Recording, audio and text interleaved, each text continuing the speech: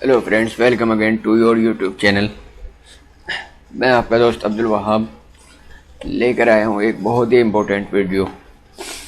Friends, last video में हमने बात की थी प्रिंसिपल ऑफ डेवलपमेंट की, तो वो वीडियो आप देख लीजिएगा, लिंक डिस्क्रिप्शन में है। फ्रेंड्स, आज बात करेंगे हम स्टेजेस ऑफ डेवलपमेंट की, लेकिन उससे पहले हल्का सा हम समझेंगे domains of development. In other words we can say aspects of development, यानी कि डेवलपमेंट किन किन एस्पेक्ट्स में होता है। तो फ्रेंड्स, अगर सबसे पहले हम बात करें तो फिजिकल डोमेन। फिजिकल का मतलब जहाँ भी आता है वहाँ बॉडी का साइज और वेट होते हैं। ठीक है, physical domain something related to body. अब इसमें 3 टाइप्स के हो सकते हैं हमारे। पहला क्या है, ग्रॉस मोटर डेवलपमेंट, जिनमें लार्ज मसल्स का डेवलपमेंट होता है। किसका होता है? लार्ज मसल्स का डेवलपमेंट होता है। For example legs and arms. दूसरा होता है हमारा फाइन मोटर डेवलपमेंट, जिसमें हमारा क्या होता है, स्मॉल मसल्स जो होती हैं उनका डेवलपमेंट होता है। For example hands and fingers. Sensory motor development, इसमें डेवलपमेंट होता है सेंसेस का। For example vision and touch. Second types का जो डेवलपमेंट होता है, या हम कह सकते हैं सेकंड डोमेन जो डेवलपमेंट का होता है, वो हमारा होता है cognitive development. This domain includes intelligence, ये थिंकिंग, रीजनिंग एंड एनालाइजिंग। यानी कि cognition is something related to brain और थिंकिंग। नेक्स्ट जो होता है हमारा सोशल डेवलपमेंट। इसमें क्या होता है, development of social skills like sharing, cooperation, patience in their interaction with pairs and others. यानी कि क्या होता है, सोसाइटी को किस तरीके से बिहेव करना है, इस तरह की स्किल्स जो हमारे अंदर होती हैं, डेवलप होती हैं, उन्हें हम क्या कहते हैं, सोशल डेवलपमेंट कहते हैं। अगला हमारा क्या है, इमोशनल डेवलपमेंट। कुछ नहीं है, जो अपने इमोशंस हैं, इमोशंस शुरू से पैदा होने के फ़ौरन बाद से आदमी के अंदर होते हैं, उन इमोशंस को मैनेज करना, ये हमारा क्या कहलाता है, इमोशनल डेवलपमेंट कहलाता है। ठीक है, उसके बाद अगर हम बात करें यहाँ पर मॉरल डेवलपमेंट की, ये हमारा क्या है, मॉरल डेवलपमेंट।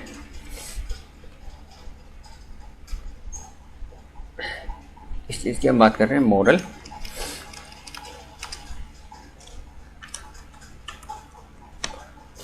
Moral development. इसमें क्या है, development of moral ideas, character, right attitude and behaviour towards the other members of society. इसमें भी क्या है कि सोसाइटी के जो दूसरे मेंबर हैं उनसे किस एटीट्यूड के साथ पेश आना है, कैसा करेक्टर उन्हें शो करना है, ये हमारा क्या कहलाता है, मॉरल डेवलपमेंट कहलाता है।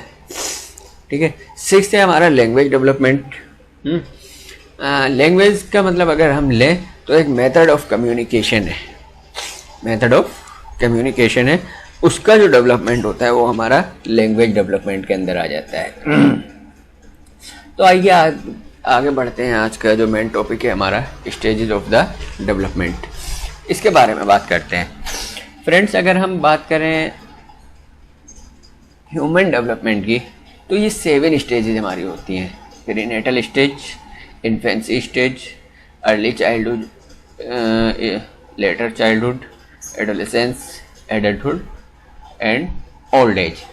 तो क्योंकि हमारा जो कंसर्न है वो रिलेटेड है किससे, चाइल्ड डेवलपमेंट से, या चाइल्ड साइकोलॉजी से, इसलिए हम क्या करेंगे, एडल्टहुड और ओल्ड एज को हम स्टडी नहीं करेंगे।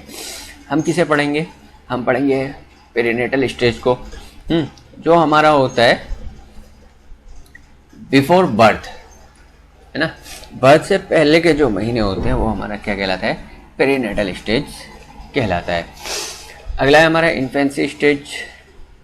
अगला क्या है हमारा, इन्फेंसी स्टेज। बर्थ से 2 इयर्स तक जो होता है इसे बेबी स्टेज भी या बेबीहुड भी कहते हैं हम। बर्थ से 2 ईयर्स तक जो होता है हमारा, ये क्या कहलाता है? इन्फेंसी स्टेज कहलाता है। ठीक है। अर्ली चाइल्डहुड ना 3 to 6 ईयर्स जो होता है ये हमारा अर्ली चाइल्डहुड। लेटर चाइल्डहुड हमारा 6 to 12 ईयर्स होता है। और जो एडोलेसेंस है वो हमारा 12 और 18 ईयर्स है। आइए आगे बढ़ते हैं और एक एक करके इसे डिस्कस करते हैं। प्रीनेटल स्टेज का मतलब मैंने अभी आपको बताया कि जो बर्थ से पहले के 9 महीने होते हैं उन्हें हम क्या कह लेते हैं? प्रीनेटल स्टेज कहते हैं। अब प्रीनेटल स्टेज को हम सब स्टेजेस में अगर डिवाइड करें तो हमारा एक जर्मिनल स्टेज होता है। एक क्या होता है हमारा? जर्मिनल स्टेज होता है। एक हमारा एम्ब्रियोनिक स्टेज होता है। दूसरा हमारा क्या होता है? एम्ब्रियोनिक स्टेज होता है। और थर्ड हमारा होता है फेटल स्टेज। थर्ड क्या होता है हमारा? Fetal stage. तो जर्मिनल स्टेज में अगर हम बात करें, इसका जो मेन जो एक्टिविटी इसके अंदर होती है उसकी अगर हम बात करें, ये क्या है हमारा? Formation of zygote. क्या है? फॉर्मेशन ऑफ जाइगोट, यानी कि sperm and ovum, sperm and egg का फ्यूजन होता है, फर्टिलाइजेशन होता है। फर्टिलाइजेशन के बाद में हमारा क्या बनता है? जाइगोट बनता है। तो जाइगोट फॉर्मेशन इस स्टेज का जो है मेन एक्टिविटी है, या आप कह सकते हैं मेन रिजल्ट है। उसके बाद हमारा एम्ब्रियोनिक स्टेज आ जाता है, development of neural tube that changes into main nervous system including brain. क्या होता है? एक न्यूरल ट्यूब क्या होती है? डेवलप होती है, जो बाद में चेंज हो जाती है किसमें? मेन नर्वस सिस्टम में इंक्लूडिंग ब्रेन। ठीक है। अगला क्या कहते हैं? Body organs develops. Body organs develop कहने का मतलब ये हुआ कि एम्ब्रियोनिक स्टेज में हमारा ब्रेन और नर्वस सिस्टम भी डेवलप हो जाता है और बॉडी के ऑर्गन्स भी क्या हो जाते हैं? डेवलप हो जाते हैं। बॉडी के ऑर्गन्स भी क्या हो जाते हैं? डेवलप हो जाते हैं। लेकिन उसमें क्या होता है? इसमें होता ये है, मैं अभी आपको एक इमेज से दिखाता हूँ, अगर मिल जाए।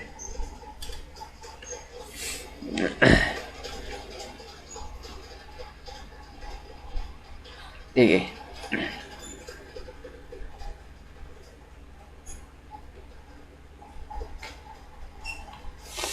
ये फिगर देखिए,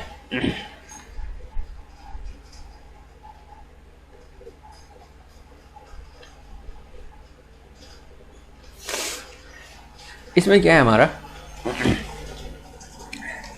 अगर आप देख पा रहे हो तो ये क्या है हमारा? जर्मिनल स्टेज है। ये क्या है हमारा? Germinal stage 0 to 2 weeks. तो इसमें क्या है हमारा? एक जाइगोट बना है। इसमें क्या है हमारा? एक जाइगोट बन गया है। क्लियर? ये हमारा जाइगोट फॉर्मेशन है।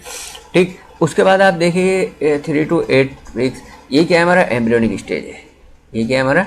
एम्ब्रियोनिक स्टेज है। अब इसमें देखिए आप, मिड ब्रेन भी डेवलप हो चुका है। क्या हो चुका है? मिड ब्रेन भी डेवलप हो चुका है, फोर ब्रेन भी डेवलप हो चुका है, हिंड लिम्स भी डेवलप हो चुका है, और उसके बाद आप देखें स्पाइनल कॉर्ड भी डेवलप हो चुका है। उसके बाद अगर आप देखें तो आपके हाथ पैर भी क्या हो चुके हैं? इसमें हल्के हल्के से डेवलप हो चुके हैं। तो यहाँ पर पूरा बॉडी का शेप हमें मिल जाता है। अगला जो हमारा फेटल स्टेज है ना, इसमें क्या है? बस यहाँ जो चीज़ें डेवलप होना स्टार्ट हुई थी वो और ज़्यादा डेवलप हो जाती हैं। ब्रेन डेवलप्स मोर, ब्रेन और ज़्यादा डेवलप हो जाता है, और body gain size and weight. Body क्या होता है? वेट और साइज गेन कर लेती है। ये हमारी प्रीनेटल स्टेज की बात। ठीक है। आगे बढ़ते हैं, हम आ जाते हैं इन्फेंसी स्टेज पर। Newborn to 2 years. Newborn to 2 years. इसमें बच्चा क्या सीखता है? इसमें बच्चा क्रीप करना है ना, रोल करना है, यानी कि रेंगना। ठीक है। स्टैंड, खड़ा होना। क्या सीखता है? खड़ा होना। और सिट, बैठना, यानी कि बैठना, खड़ा होना, घुटनों के बल चलना, हल्का सा हल्का खिसकना, ये सब वो इस स्टेज में सीख जाता है। अगर हम बात करें फिजिकल डेवलपमेंट की, तो यहाँ पे क्या है? Bones are soft and flexible. Bone क्या होती है? सॉफ्ट होती है, फ्लेक्सिबल होती है। इसकी वजह ये होती है इस स्टेज में मिनरल्स के मुकाबले में वाटर ज़्यादा अमाउंट में होता है बेबी बॉडी में। तो इस वजह से इनकी जो बोन्स हैं वो क्या रह जाती है, सॉफ्ट और फ्लेक्सिबल होती है। ठीक है, बाकी ये फिजिकल डेवलपमेंट में creep, crawl, stand and to sit, ये चीज़ें सीखता है। इसके बाद क्या है, rapid growth in height and weight. Height and weight में क्या होता है, रैपिड ग्रोथ होता है। ठीक है फ्रेंड्स, अगर मैं ग्रोथ की बात करूं तो देखिए जो हमारा पिछला वाला स्टेज था यानी कि पेरीनेटल स्टेज, इसमें ग्रोथ का जो रेट होता है, फिजिकल डेवलपमेंट का जो रेट होता है वो सबसे ज़्यादा हाई होता है। वो क्या होता है, सबसे ज़्यादा तेज़ होता है। तभी तो आप क्या होते हैं, बिल्कुल माइक्रोस्कोपिक ऑब्जेक्ट होते हैं और 9 महीने में आप क्या होते हैं, अच्छा खासा 1 फुट का एक बॉडी बन जाते हैं। ठीक है, उसके मुकाबले में इन्फेंसी स्टेज में ग्रोथ तो होती है, फिजिकल डेवलपमेंट तो होता है ना, लेकिन क्या होता है, रैपिडली भी होता है, लेकिन क्या होता है उसके मुकाबले में रेट कम रहता है। इसी तरह आगे पहुंचेंगे अर्ली चाइल्डहुड में, इन्फेंसी, यानी कि हम जब आगे बढ़ते हैं तो डिक्रीजिंग ऑर्डर होता है हमारा। जब हम क्या करते हैं, इन्फेंसी स्टेज से पेरीनेटल स्टेज से एडोलेसेंस स्टेज की तरफ बढ़ते हैं, तो जो हमारा रेट ऑफ फिजिकल डेवलपमेंट है, या हम कह सकते हैं rate of growth in height and weight है, वो क्या है, डिक्रीजिंग ऑर्डर में बढ़ता रहता है। बढ़ता तो रहता है लेकिन जो रेट है उसका वो डिक्रीज हो जाता है। अच्छा, अगला क्या है इसका, appearance of milk and teeth. 6 से 7 मंथ में इसमें दूध के दांत दिखने स्टार्ट हो जाते हैं, जो टेम्परेरी टीथ होते हैं। अगर कॉग्निटिव डेवलपमेंट की बात करें हम, सेंस ऑर्गन क्या होते हैं यहाँ पर, are not well developed. Sense organ क्या होते हैं यहाँ पर, डेवलप्ड नहीं होते हैं, बहुत ज़्यादा डेवलप्ड नहीं होते हैं। ठीक है, इसी की वजह से आप देखेंगे कि अट्रैक्ट टुवर्ड ब्राइट ऑब्जेक्ट्स, ये जो होता है बच्चा इस स्टेज में, वो क्या होता है, ब्राइट ऑब्जेक्ट्स की तरफ तो अट्रैक्ट हो जाता है, लेकिन अगर उनके सामने कोई डल ऑब्जेक्ट्स रखिए तो वो उसकी तरफ अट्रैक्ट नहीं होते हैं। ठीक है, identify parents and siblings only. Parents या सिबलिंग्स या सिर्फ वो लोग जो उसके आसपास रहते हैं, उन्हीं लोगों को वो पहचान पाता है। दादा दादी, नाना नानी समटाइम्स हो जाता है ना। सोशल डेवलपमेंट की अगर बात करें तो सोशली ये बिल्कुल इनएक्टिव होता है। क्या है, सेल्फ सेंटर्ड होता है। सेल्फ सेंटर्ड यानी कि उसकी जो फिजिकल नीड होती है उसके लिए वो सेल्फ सेंटर्ड होता है। ठीक है, इमोशनल डेवलपमेंट की बात करें तो बिल्कुल इस स्टेज पर क्या होता है, चाइल्ड के पास इमोशंस होते हैं। चाइल्ड के पास क्या होते हैं, इमोशंस होते हैं, और वो इमोशंस का हमें इस तरीके से पता चलता है कि वो प्लेजेंट और अनप्लेजेंट दोनों तरह का रेस्पॉन्स देता है एक सिंपल वे में। दोनों तरह का एक रेस्पॉन्स देता है सिंपल वे में। फॉर एग्जांपल, अगर वो रो रहा है किसी बात पर, ठीक है, उसकी मदर नहीं है और उसकी मदर उसके सामने आ जाए, तो फिर क्या करेगा वो, हो सकता है स्माइलिंग दे। वो क्या है, एक स्माइल दे, है ना। तो ये क्या है, एक प्लेजेंट उसका रेस्पॉन्स है, जिसका मतलब उसका जो खुशी के इमोशंस हैं वो निकल के आ रहे हैं। दूसरा ये हो सकता है कि वो किसी चीज़ को देख के रोना ही स्टार्ट कर दे, अनप्लेजेंट रेस्पॉन्स दे रहा है, इससे भी उसके इमोशंस जाहिर होते हैं। अगर लैंग्वेज डेवलपमेंट की बात करें तो स्टार्टिंग में यहाँ पर सिर्फ ये रोता है। ठीक है, स्टार्टिंग में सिर्फ रोना ही उसकी लैंग्वेज होती है। ठीक, उसके बाद 1 साल तक पहुँचते पहुँचते कुछ वर्ड्स को इमिटेट करना स्टार्ट कर देता है ये, मम पम, इस तरीके से। थोड़ा सा और बढ़ता है, 1.5 साल तक ये तो कुछ वर्ड्स बोलने लगता है, एक कपल ऑफ वर्ड्स बोलने लगता है। ठीक है, और 2 ईयर्स तक पहुँचते पहुँचते ये शॉर्ट सेंटेंसेस बोलने लगता है। शॉर्ट सेंटेंसेस ये बोलने लगता है। ये हो गई लैंग्वेज डेवलपमेंट की बात। अब आगे बढ़ते हैं हम अर्ली चाइल्डहुड की तरफ। आगे बढ़ते हैं हम अर्ली चाइल्डहुड की तरफ। ठीक है, अब ये क्या है, 2 to 6 ईयर्स होती है। अच्छा, एक चीज़, इसे हम ये कहते हैं स्टेज ऑफ प्री स्कूल। इसे हम स्टेज ऑफ प्री स्कूल भी कहते हैं, क्योंकि यहाँ पे ऐसा होता है, हम बच्चों को कुछ चीज़ें सिखाना चाह रहे होते हैं, लेकिन उसे हम जो हमारा एक स्कूल्स है, जो नॉर्मल स्कूल्स होते हैं उनमें हम नहीं भेजते हैं, या ज़्यादा से ज़्यादा ये होता है कि हम उसे प्ले ग्रुप, प्ले स्कूल्स में डाल देते हैं। तो इसलिए इस स्टेज को प्री स्कूल स्टेज भी कहते हैं, क्योंकि यहाँ पे बच्चा स्कूल जाने के लिए तैयार हो रहा होता है। ठीक है, फिजिकल डेवलपमेंट की बात करें हम तो यहाँ पर क्या होता है, ग्रॉस मोटर डेवलपमेंट। क्या होता है, ग्रॉस मोटर डेवलपमेंट। और दूसरा क्या होता है हमारा, फाइन मोटर डेवलपमेंट। ठीक है, यह भी हमने पीछे बात करी जब हम डोमेस पढ़ रहे थे, है ना। इसका मतलब ये हुआ कि जो लार्ज मसल्स हैं, इसका मतलब क्या हुआ, इसका ये मतलब हुआ ग्रॉस मोटर डेवलपमेंट, जो हमारी लार्ज मसल्स हैं वो डेवलप होती हैं। और फाइन मोटर डेवलपमेंट का मतलब ये हुआ कि जो स्मॉल मसल्स हैं हमारी वो डेवलप होती हैं। ठीक है, इसका जो रिजल्ट होता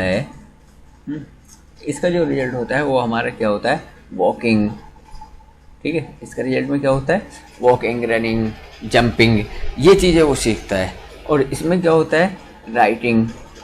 इस वाले में क्या होता है, जब स्मॉल मसल डेवलप होती हैं अब वो राइटिंग, आर्ट्स वगैरह ये चीज़ें सीखता है। ठीक है, अगला क्या है यहाँ पे हमारा कॉग्निटिव डेवलपमेंट। कॉग्निटिव डेवलपमेंट की अगर बात करें तो वो क्या होता है, मेंटल टास्क को करना स्टार्ट कर देता है, लेकिन सिंबल्स के, वो क्या है, सिंबल्स यूज़ करके मेंटल टास्क करता है। फॉर एग्जांपल अगर आप कुछ एक्टिविटी दे रहे हैं तो वो सिंबॉलिक फॉर्म में उसे सॉल्व कर सकता है, या A for apple, B for boy, इस तरीके से वो क्या कर सकता है, चीज़ों को सीख सकता है, पढ़ सकता है। ठीक है, तो सिंबल्स की फॉर्म में वो क्या कर सकता है, मेंटल टास्क को परफॉर्म कर सकता है। अगला जो है हमारा span of attention is very small. वो बहुत ज़्यादा देर तक अटेंटिव नहीं रह पाता है, बहुत कम टाइम के लिए किसी चीज़ पर अटेंशन रखता है, अटेंटिव हो पाता है। अगला जो है इसके लिए कॉग्निटिव डेवलपमेंट में अगर बात करें, observe their elders, cartoon characters and other pupils and imitate their behaviours. इसमें क्या होता है कि वो अपने बड़ों को देखकर, कई बार ऐसा होता है कि बच्चा अपने फादर को देख के उनकी तरह चलने की कोशिश कर रहा है। कई दफ़ा ऐसा होता है कार्टून देखा, तो कार्टून देख के वो क्या हुआ, उसी की तरह करने की कोशिश कर रहा है। फॉर एग्जांपल अगर किसी ने स्पाइडरमैन देख लिया तो वो स्पाइडरमैन बन रहा है ना, जैसे स्पाइडरमैन उछल कूद करता है ऐसे वो कर रहा है ना। तो ये बच्चों के अंदर बिहेवियर होता है इस तरीके से। Very talkative and good listener हैं, देखिए बहुत ज़्यादा बोलते हैं इस एज में बच्चे, बहुत ज़्यादा बोलते हैं। कई बार ऐसा होता है, इतना बोलते हैं कि हमारे सर में दर्द हो जाता है। लेकिन साथ के साथ वो गुड लिसनर भी होते हैं। अगर कोई चीज़ इंटरेस्टिंग उन्हें बताई जा रही है, कोई इंटरेस्टिंग स्टोरी उन्हें सुनाई जा रही है, तो उस टाइम वो बहुत अच्छे लिसनर भी साबित होते हैं, बहुत अच्छे से चीज़ों को सुनते हैं।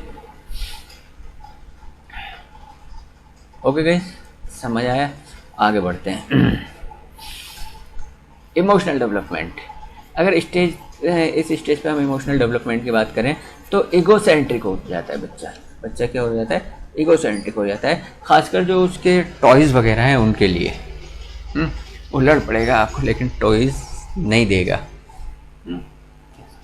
बहुत बार ऐसा होता है, रोने लगेगा लेकिन टॉयज़ नहीं देगा, तो क्या होता है, वो ईगोसेंट्रिक हो जाता है। Feeling of jealousy. सिबलिंग्स के लिए उसके जो है दिल में जेलेसी होती है, सिबलिंग के लिए बहुत ज़्यादा होती है कि ये छोटा भाई है, छोटी बहन, इसे जो है मदर फादर इतना अच्छा इसे क्या कर रहे हैं, ध्यान दे रहे हैं, मेरा ध्यान क्यों नहीं रख रहे हैं। चॉकलेट इसके लिए, चॉकलेट पर लड़ाई हो जाएगी, भले ही उसके लिए अच्छी वाली लाए हो, लेकिन मेरे लिए ये वाली क्यों लाए, इसके लिए ये वाली क्यों लाए, है ना। तो इस तरीके से क्या होता है, सिबलिंग्स के साथ जेलेसी वाली फीलिंग डेवलप हो जाती है।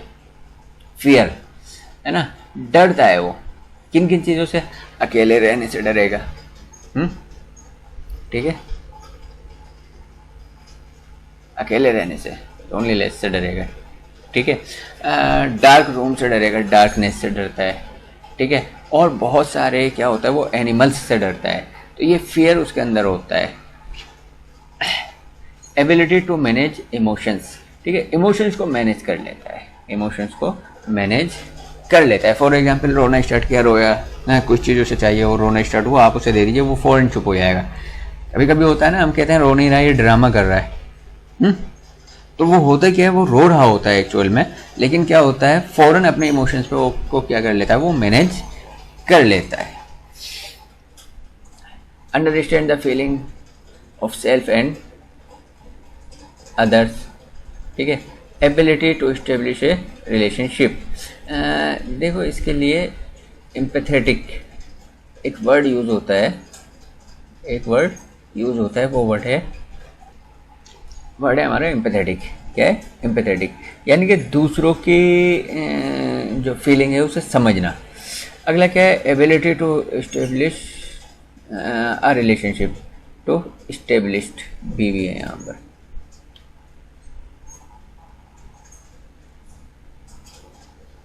To establish relation.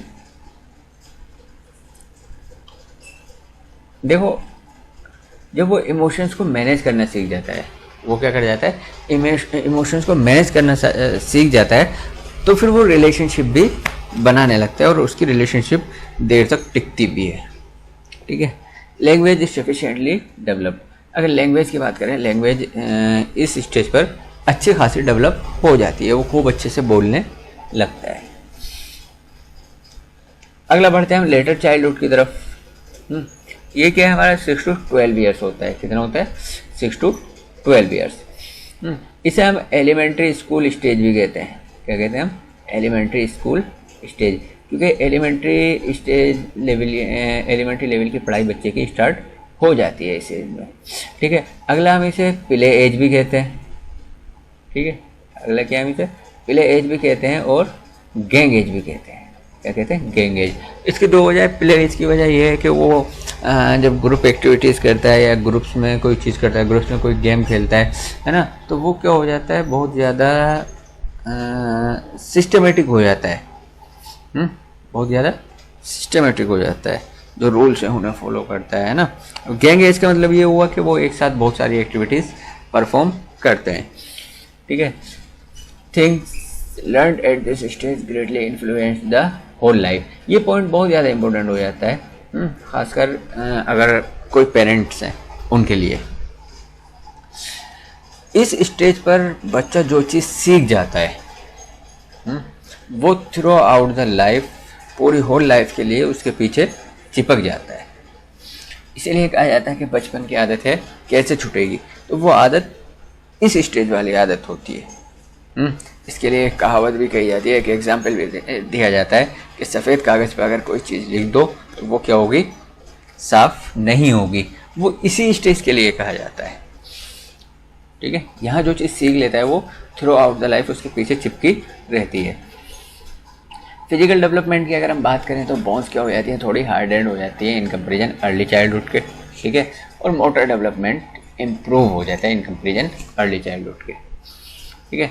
Cognitive development की अगर बात करें, यहाँ पे span of concentration and attention ये इंक्रीज हो जाता है।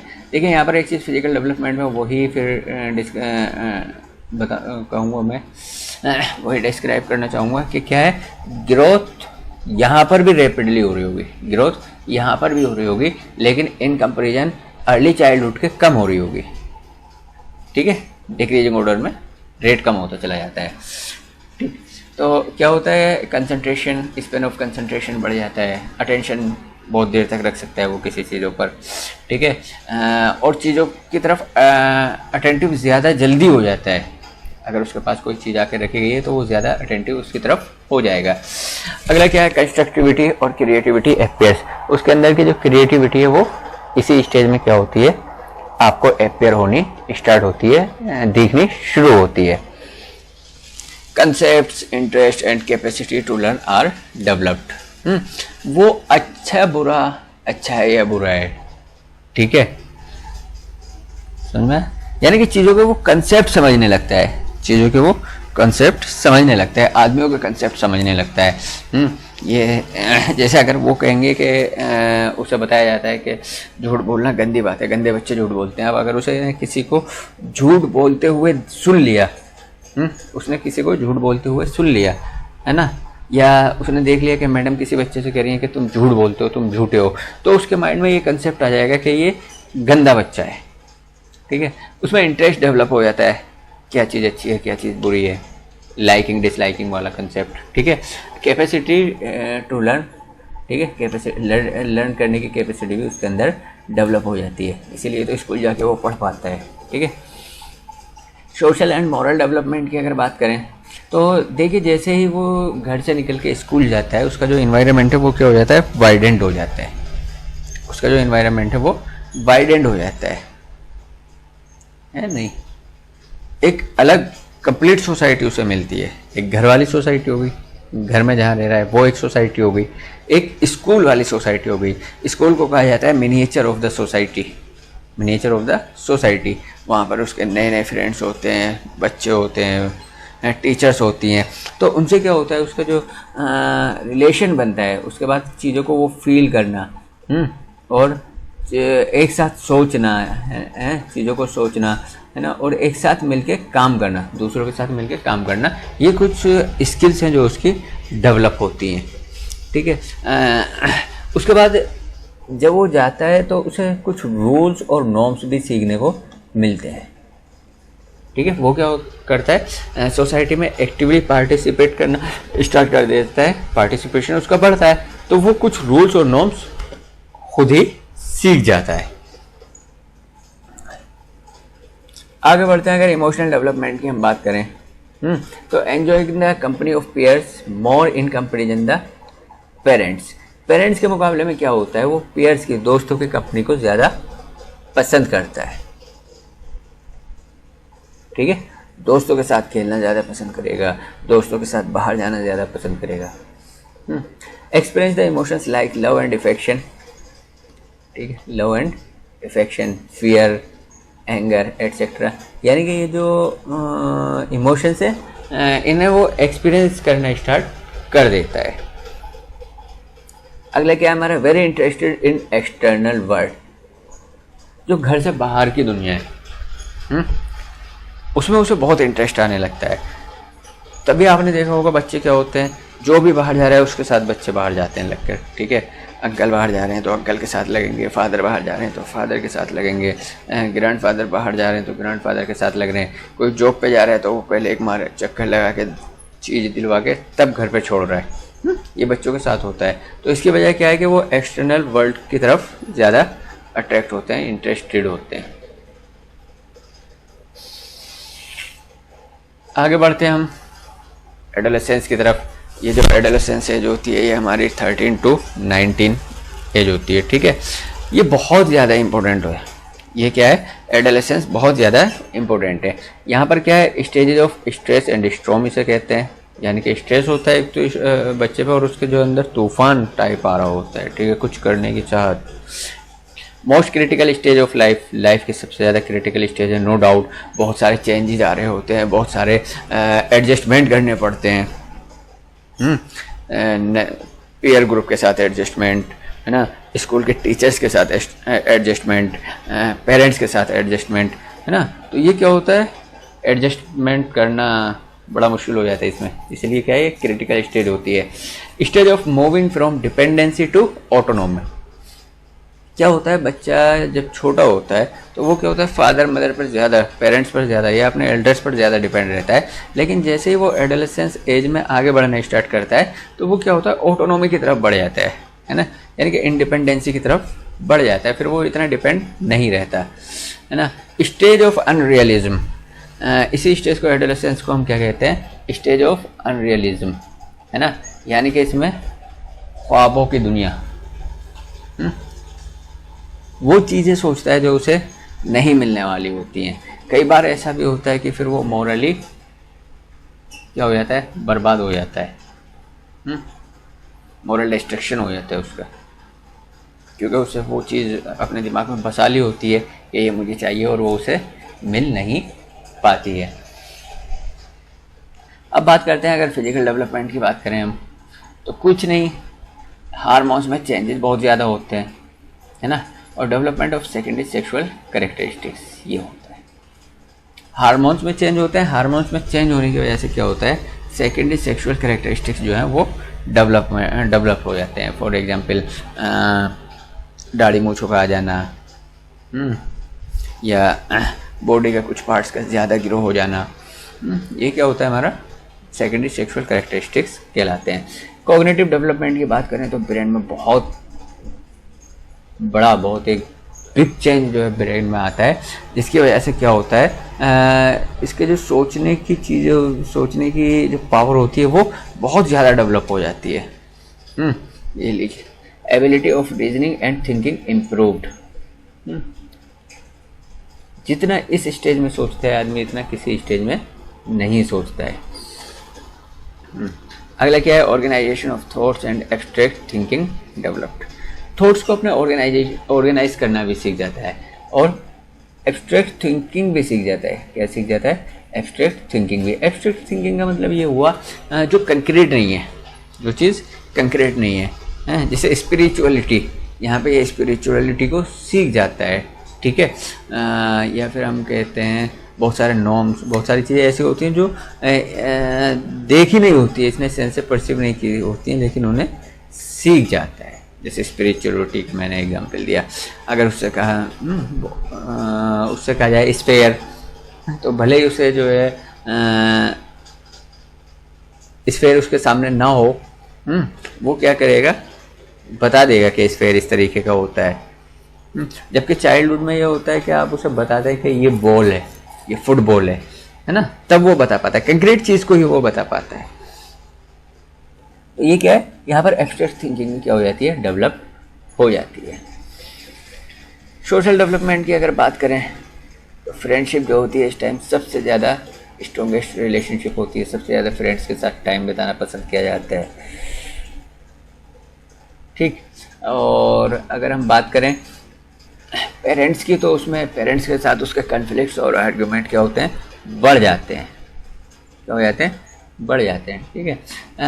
अगला क्या है, preferences become change and important. Preferences का मतलब ये हुआ कि उसे किस तरह के गाने सुनने हैं, किस तरह की मूवीज़ देखनी है, और हेयर स्टाइल किस तरीके से रखना है, ड्रेसिंग सेंस क्या रखना है, क्या खाना अच्छा लगता है ना, ये क्या होता है, उसका चेंज होता है, और चेंज होने के साथ साथ उसके लिए इम्पोर्टेंट भी हो जाता है। मॉरल डेवलपमेंट की अगर बात करें तो हमारा क्या है, moral development on set of ethics, ये अपने कुछ जो है इथिक्स तैयार कर लेते हैं, उसके अलावा ये किसी को बातें इन्हें अच्छी नहीं लगती हैं, किसी की बातें इन्हें अच्छी नहीं लगती हैं, बस जो इन्होंने सोच लिया ये अच्छा है वो अच्छा है, तो खुद का एक सेट ऑफ इथिक्स ये तैयार कर लेते हैं। इसके बाद इमोशनल डेवलपमेंट की अगर बात करें तो इमोशनल डेवलपमेंट में ये होता है आइडेंटिटी क्राइसिस होता है, आइडेंटिटी क्राइसिस होता है इनके पास, ठीक है। आइडेंटिटी क्राइसिस का मतलब ये हुआ, इन्हें लगता है कि हम बहुत बड़े हो गए, लेकिन ये इतने बड़े हुए नहीं होते हैं। कभी इनसे कहा जाता है कि आप बड़े हो गए और सुधर जाओ, कभी इनसे कहा जाता है अभी इतने बड़े नहीं हुए, तो ये एक आइडेंटिटी को लेके अपने क्या होते हैं, परेशान होते हैं, क्राइसिस होता है इन्हें कि हम बड़े हुए नहीं हुए, अगर हो गए तो हमें हमारी मर्जी पे क्यों नहीं छोड़ा जा रहा है, ठीक है, अगर नहीं हुए तो फिर हमें ये क्यों कहा जा रहा है कि आप बड़े हो गए। तो गाइज ये था हल्का सा इंट्रोडक्शन आपका स्टेजेस ऑफ डेवलपमेंट का और आपके डोमेन ऑफ डेवलपमेंट्स का। फ्रेंड्स ये बहुत बड़ा चैप्टर है, डोमेन ऑफ द डेवलपमेंट्स एक अलग चैप्टर है, उसे हम अलग डिटेल में स्टडी करेंगे। और ये जो हमारे स्टेजेस हैं इसमें हम अलग स्टडी करेंगे, अलग पढ़ेंगे, और इसमें अब जो पढ़ेंगे हम, पढ़ना तो हमें यही है स्टेजेस ऑफ डेवलपमेंट, लेकिन ये क्या है अलग अलग जो कुछ थ्योरीज हैं, अलग अलग कुछ साइकोलॉजिस्ट हैं जिन्होंने इन स्टेजेस के बारे में बहुत कुछ मेहनत की है, तो हम उनकी मेहनत से फ़ायदा उठाएंगे और सीखेंगे। तो ये चैप्टर यहीं ख़त्म नहीं होता है, बल्कि यहाँ ये स्टार्ट होता है। आई होप कि वीडियो आपको अच्छा लगा होगा, चीज़ें समझ आई होंगी। और फ्रेंड्स बहुत बहुत शुक्रिया, लास्ट की जो 2 वीडियोस हैं हमारी सब पे अबाउट 1000 व्यूज़ आए हैं और 1000 के अबाउट ही लाइक्स आए हैं। Thank you very much. इसी तरह जो है सपोर्ट करते रहिए, मैं आपके लिए इसी तरह वीडियो लाता रहूँगा। लेकिन फ्रेंड्स एक चीज़ है कि सब्सक्राइबर आपने नहीं बढ़ाए हैं, चैनल को आपने शेयर नहीं किया है, वीडियो को शेयर करिए, चैनल को शेयर करिए, सब्सक्राइब करिए चैनल को, और बेल आइकन भी दबा दीजिए ताकि तब भी वीडियो आए आपको सबसे पहले मिले। Thank you very much.